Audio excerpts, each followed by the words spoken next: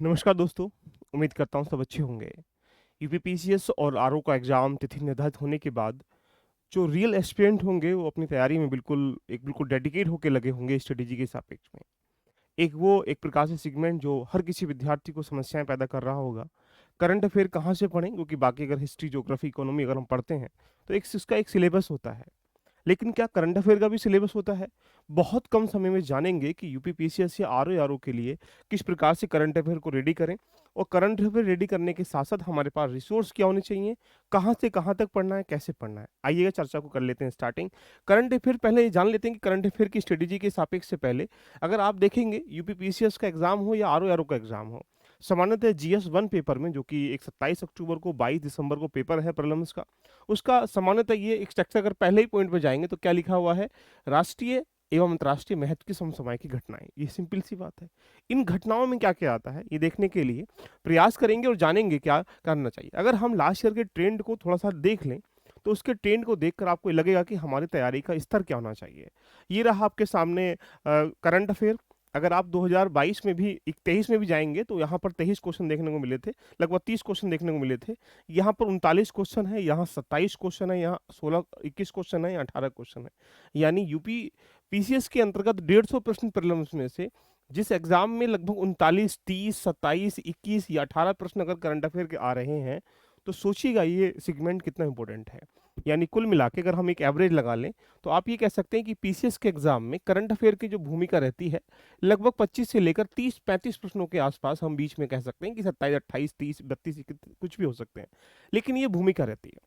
अब ये डिपेंड करता है कि आपकी रणनीति कैसी होनी चाहिए। यानी यहाँ पर रणनीति का मतलब है कि लगभग अगर आप 50 से लेकर 60% एक्यूरेसी निभा पाते हैं, तो आपने करंट अफेयर अच्छे से तैयार किया गया। इट मीन्स मतलब यहाँ पर अगर 30 प्रश्न आते हैं, तो आप 30 प्रश्न का 60% निकालेंगे तो 18 प्रश्न लगभग आपके सही होने चाहिए।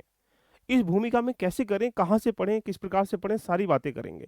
यही नहीं, अगर आप इसको आरओ के सापेक्ष में भी देखेंगे, तो आरओ के सापेक्ष में अगर जाते हैं तो करंट अफेयर का जो वेटेज है, अगर आप देखेंगे 16 प्रश्न है। यानी कुल मिला के अगर हम 2024 का अभी जो 2023 में पेपर हुआ था 11 फरवरी को, वहाँ का स्ट्रक्चर है, यानी कुल मिला के 140 प्रश्नों में से लगभग ये मान सकते हैं कि 15 से लेकर 25 प्रश्नों के बीच में भूमिका कहाँ रहती है, बोलेंगे यहाँ पे करंट अफेयर की रहती है। यहाँ पर भी आपको 60 से लेकर 70% एक्यूरेसी के साथ प्रश्न सही होने चाहिए। यानी 25 छक्का 150, यानी कह सकते हैं 15 प्रश्न आपके सही होने चाहिए अगर 25 प्रश्न आते हैं तो करंट अफेयर में। बड़ा गंभीर विषय बन जाता है। क्या आप भी इस सेगमेंट को इग्नोर कर रहे हैं या आप भी जानना चाहते हैं? तो एक बार कमेंट करिएगा और पूरी रणनीति हम लोग यहाँ पर डिस्कशन करेंगे। देखिएगा, सबसे पहली बात अगर हम लोग बात कर लेंगे करंट अफेयर को कब से कब तक तैयार करना है, ये विषय हर किसी के ज़हन में चल रहा होगा। जैसा कि जान सकते हैं, अगर आप यूपी पीसीएस के सापेक्ष में जाते हैं, तो यूपी पीसीएस का प्रीलिम्स का एग्जाम जो है 27 अक्टूबर को है, ठीक है?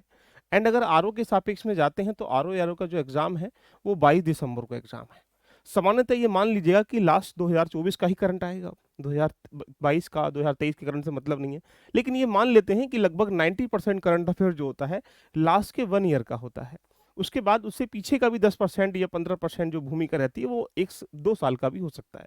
लेकिन हमारी चुनौती क्या है कि हमें 61% एक्यूरेसी के साथ प्रश्न सही हो जाएँ, करंट अफेयर से अपनी कहानी चली जाएगी। आप 100% सही करने की भूमिका में करंट अफेयर कभी भी नहीं जा सकते हैं, चाहे आप डेली बेसिस पर करंट अफेयर ही पढ़ते चलने चले जाएँ।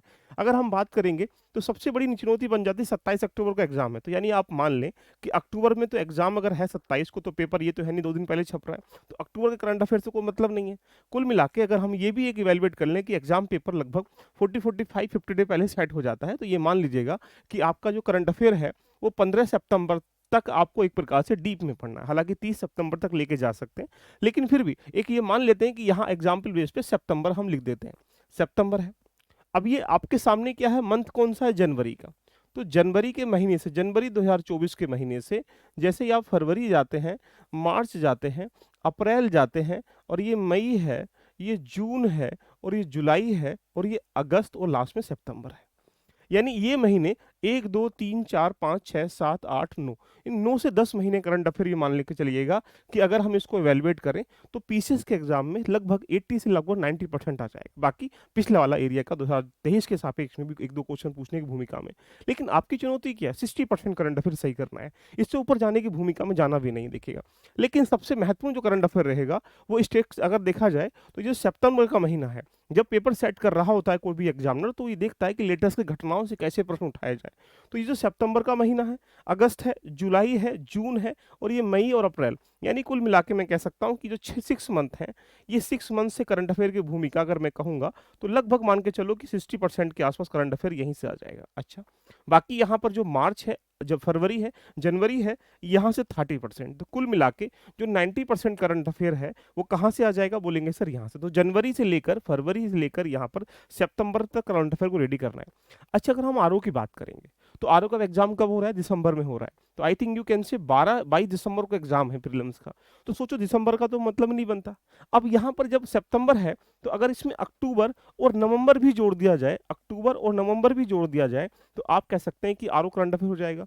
तो यानी एक तीर से दो निशाने साधने के लिए अगर आप दोनों एग्जाम दे रहे हैं, तो इसके लिए मैं ये कह सकता हूं कि जनवरी 2024 से लेकर सितंबर तक, और जनवरी 2024 से लेकर लगभग टिल नवंबर तक, टिल का मतलब 15 नवंबर तक हम ये कह सकते हैं, यहां तक का स्ट्रक्चर अगर आप रेडी कर लेंगे तो आपके आराम से करना है। करना कैसे है, बड़ी गंभीर विषय बन जाता है। करने के लिए कई सारे विद्यार्थी क्या करते हैं, देखिएगा 3 से 4 तरह के विद्यार्थी हमें देखने को यहाँ पर मिलते हैं, देखिएगा। और क्या स्ट्रेटेजी होती है, इसके बारे में रणनीति बना के फिर आपसे डिस्कशन करेंगे कहाँ से रेडी करें। एक विद्यार्थी वो है जो डेली बेसिस पर करंट अफेयर के पीछे पड़ा हुआ है, 4 से 5 घंटे वेस्ट कर रहा है।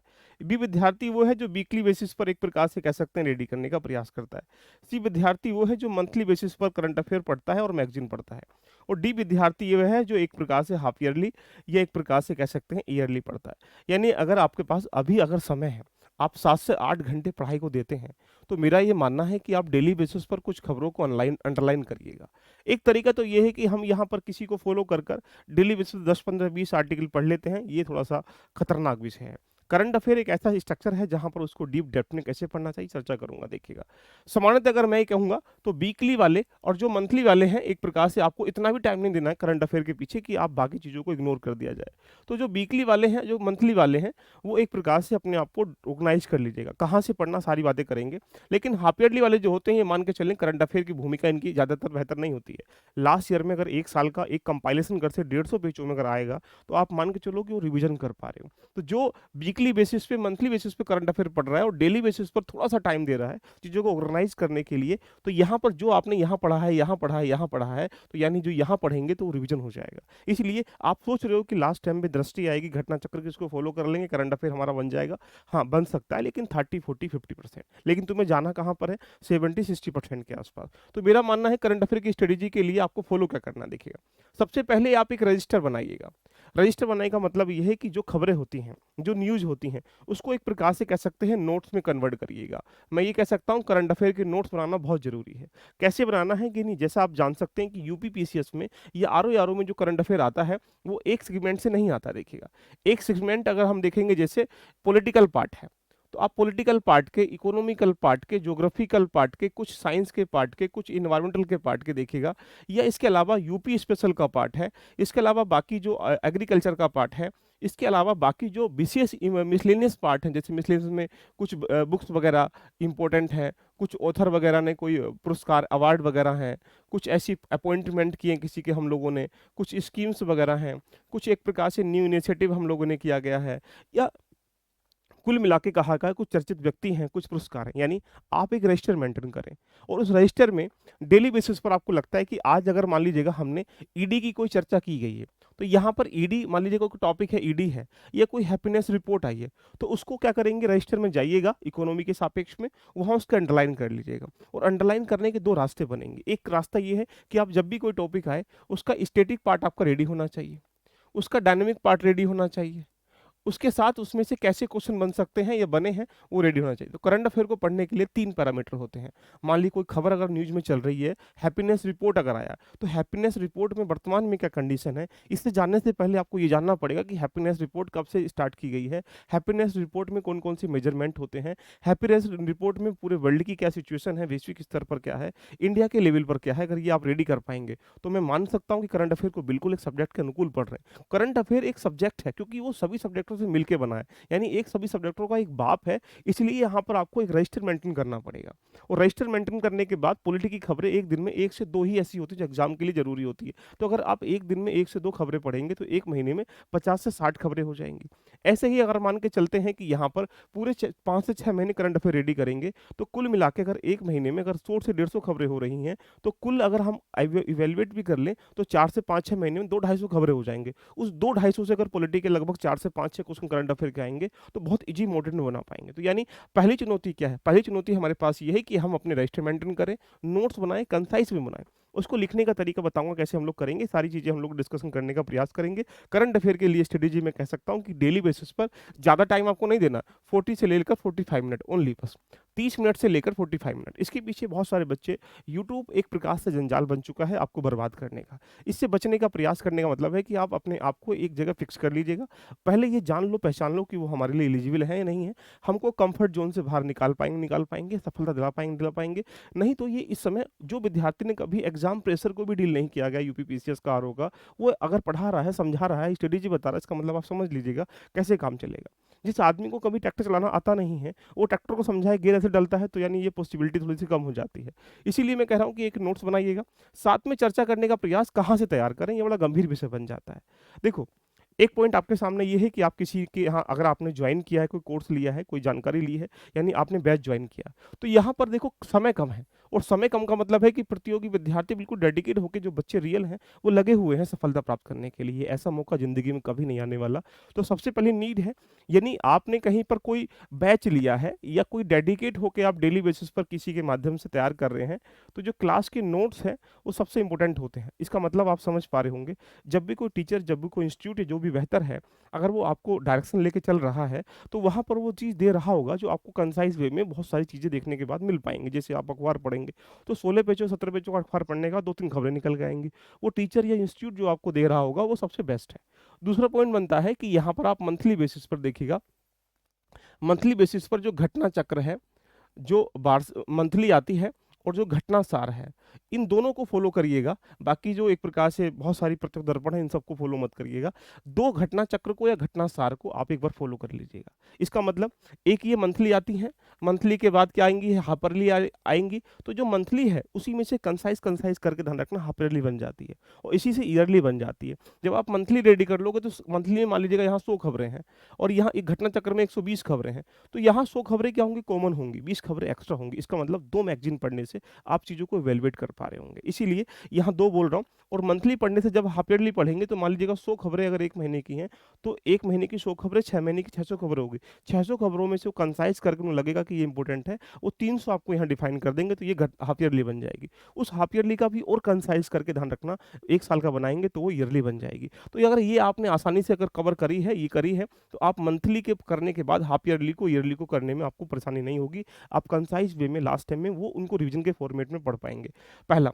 दूसरी पॉइंट बन जाता है कि यहाँ पर पढ़ने के 2 तरीके अप्लाई करिएगा। एक तरीका स्टैटिक पार्ट, इसे लिंक करने का प्रयास, क्योंकि अब इस समय डायनामिक प्रश्न आ रहे हैं, कथन कारण से प्रश्न आ रहे हैं, जोड़ते हुए आ रहे हैं। अगर मान लीजिए कोई अगर सीबीआई से न्यूज़ है, तो सीबीआई के बारे में जानकारी प्राप्त करिएगा। अगर कोई राष्ट्रपति की न्यूज़ है, तो राष्ट्रपति के जितना भी स्ट्रक्चर उससे प्राप्त करिएगा। कोई मिनिस्ट्री से न्यूज़ है, तो उसको प्राप्त करिएगा।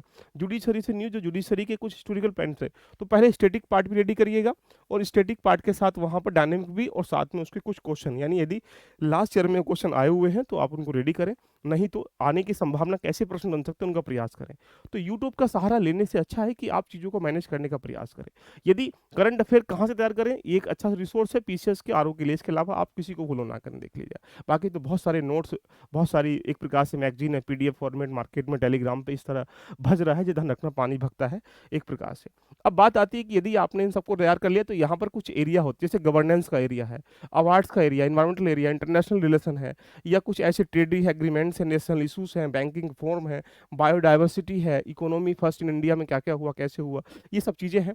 इसके अलावा कुछ एयूपी स्पेशल में अगर पूछता है तो वहाँ पर जो करंट होता है यूपी पीसीएस के अंतर्गत, वहाँ पर स्पोर्ट से, रिवार्ड से, रिपोर्ट से, अवार्ड से, बुक से, ऑथर से, अपॉइंट से, सबमिट से, एग्रीमेंट से या इंस्टीट्यूशन से, यानी लगभग 30 से लेकर 40% करंट अफेयर जो यहाँ से लिंक हो जाता है। इसीलिए इस एरिया के भी नोट्स अगर बनाएंगे जो मैंने आपको यहाँ बताया था, तो आप आसानी से इसको क्रैक कर सकते हैं। जो मैंने यहाँ इस एरिया में एक रजिस्टर मेंटेन करें। मान लीजिएगा आज कोई यहाँ पर भुखमरी से या किसी चीज़ को लेकर अभी इंडेक्सेस आया हुआ है, तो इसको इकोनॉमी के सापेक्ष में जाइएगा और उसको नोट डाउन कर लो, उसके सारे पक्ष कि इसकी पृष्ठभूमि क्या है, इसका लक्ष्य क्या है, इसका एम क्या है, इसकी थीम क्या है, इसकी रिपोर्ट्स क्या है, इसके डाटा क्या है, इसके आंकड़े क्या हैं, भविष्य की रणनीति क्या है। उससे जब आप पढ़ेंगे लास्ट टाइम में तो आपको आसानी होगी। तो इसलिए नोट्स बनाने के पढ़ने का फ़ायदा ये होता है कि आप जब पढ़ते हैं तो उसमें टाइम कम लगता है।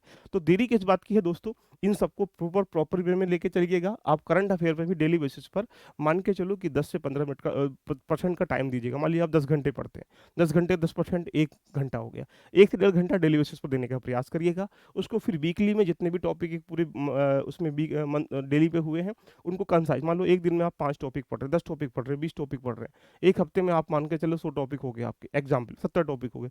70 टॉपिक का रिवीजन कर लीजिएगा, उनके क्वेश्चन लगा लीजिएगा, उनकी प्रैक्टिस कर लीजिएगा, उनको फॉर्मेट में कर लीजिएगा। ऐसा ही मंथली करिएगा, रिवीजन करिएगा। ये सबसे इंपॉर्टेंट चीज़ है आपके लिए, देखिएगा। और यदि आपको लगता है कि आप एक प्रकार सबसे महत्वपूर्ण चीज़ जो ये क्लास है, मैं भी आपके सामने यहाँ पर एक प्रकार से करंट अफेयर की वीकली क्लास स्टार्टिंग कर रहा हूँ, जहाँ पर पूरे वीक की खबरों को एक दिन में 2 से 3-4 घंटों में एनालाइज कर लिया करेंगे। साथ में वहाँ पर उनके क्वेश्चनों का भी हम दूसरे दिन क्या करेंगे, उनका जितने भी टॉपिक मान लीजिएगा 50 टॉपिक मैंने पढ़ाए हैं एक वीक में, उन 50 के 50 क्वेश्चनों को डिबेट कर लेंगे। तो ये आपके लिए मैं यहाँ पर यूट्यूब पर स्टार्ट कर रहा हूँ। अगर आप मेरे साथ जुड़ना चाहते हो तो नीचे दिया गया लिंक है टेलीग्राम को ज्वाइन कर लीजिएगा। साथ में चैनल को सब्सक्राइब कर लीजिएगा अगर नहीं किया गया है।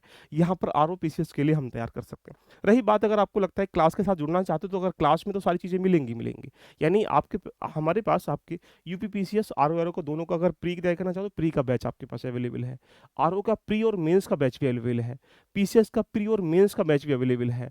अगर दोनों तैयारी करो तो कॉम्बो का बैच भी अवेलेबल है। करना कुछ नहीं है, एक बैच हमारे पास यहाँ पर जिसको समीक्षा बैच है, ये 1 जुलाई से आ रहा है नया बैच। इसके साथ आप जुड़ सकते हैं, जिसकी फीस 800 है, कभी डिस्काउंट चल रहा है आप ले सकते हैं। पीसीएस का प्री और मेंस लेना है दोनों कंप्लीट में, जहाँ पर यहाँ पर हिंदी भी, एसए भी, सीसेट भी, प्रीलिम टेस्ट भी अवेलेबल है। ये 1199 का है, इसमें डिस्काउंट चल रहा है, आप इसको ले सकते हैं। यदि आपको आरओ लेना है तो यहाँ पर एक प्रकार से 900 का है, इसमें भी डिस्काउंट चल रहा है, आप इसको भी ज्वाइन कर सकते हैं। और यदि आपको दोनों लेने हैं तो यहाँ पर 1600 में से 20% कितना कुछ डिस्काउंट चल रहा है, इसको भी ज्वाइन कर सकते हैं। तो दोस्तों, आपको लगता है कि आरओ क्वालिफाई करना है, पीसीएस क्वालिफाई करना, तो आरओ के लिए नया बैच आ रहा है हमारे पास। एक रनिंग बैच चल रहा है, आप इसके साथ जा सकते हैं। एक नया बैच आ रहा है 1 जुलाई के साथ, इसमें बिल्कुल प्रॉपर वे में चलेंगे। और यदि आपने दोनों बैच लेना तो कॉम्बो के साथ जा सकते हैं। यदि आप दोनों प्री की तैयारी कर पा रहे हैं पीसीएस के साथ भी, करना क्या है, आपको इस तरह से एल्फ लर्निंग एप्लीकेशन पर जाना है।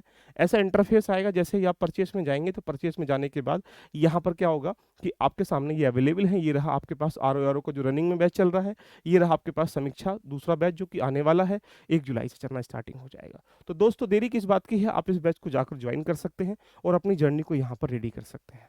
और यदि एनसी यहाँ पर बात कर लेंगे यहाँ पर करंट अफेयर की, तो करंट अफेयर की स्ट्रेटेजी के सापेक्ष में यूट्यूब पे तो मैं लेके आ ही रहा हूँ। साथ में आप एप्लीकेशन पर भी एक प्रकार से जो क्वेश्चन कराएंगे उनका टेस्ट दे पाएंगे, फ्री ऑफ कॉस्ट है, होगा, जो वीकली बेसिस पर हम लोग करेंगे। कैसी लगी चर्चा एक बार कमेंट बॉक्स में जरूर बताइएगा। और जिस बैच के साथ जुड़ना है और जुड़ के अपनी जर्नी को रेडी करिएगा। तो कितना पढ़े ये मैंने बता दिया, कहाँ से पढ़े ये बता दिया, कैसे पढ़े मैंने ये भी बता दिया। सेशन अच्छा लगा हो तो एक बार शेयर कर सकते हैं। All the best, love you, bye bye, take care.